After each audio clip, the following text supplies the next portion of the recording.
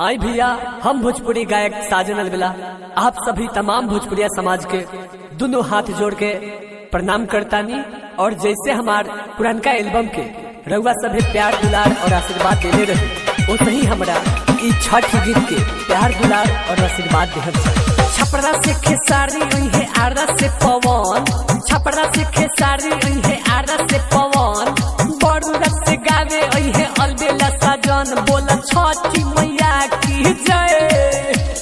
DJ Vikas, DJ Vikas, mix by Sujeet Baba. DJ घाट पलागी हो, गीत सजनवा के बाजी हो।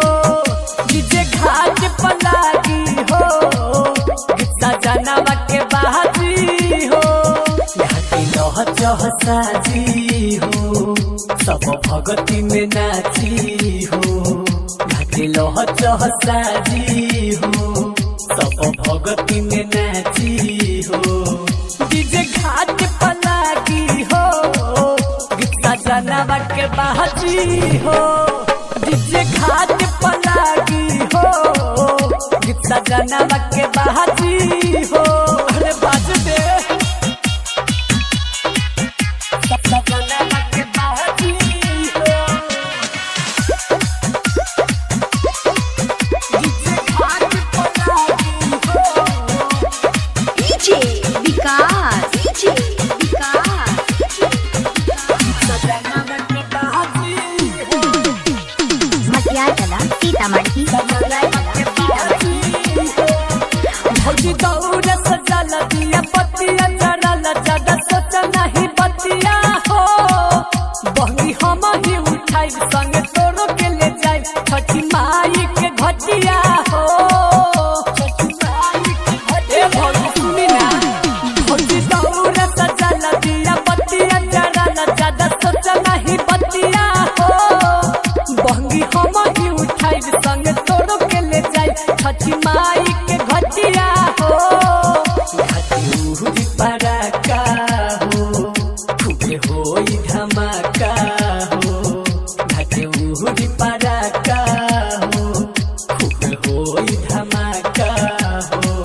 डीजे घाट पलागी हो, गीत सजनवा के बाजी हो। डीजे घाट पलागी हो, गीत सजनवा के बाजी हो। Mix by Sujeet Baba.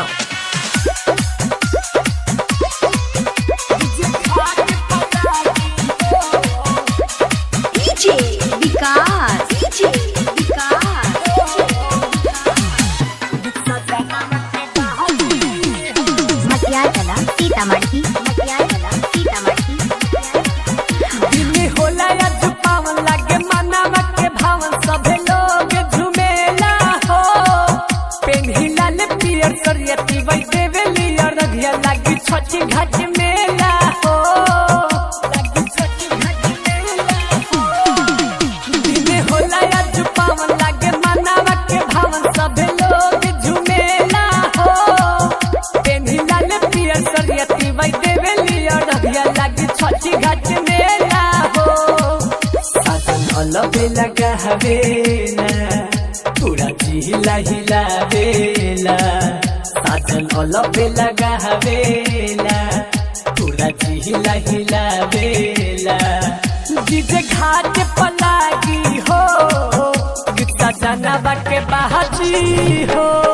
DJ घाट पलागी हो, गीत सजनवा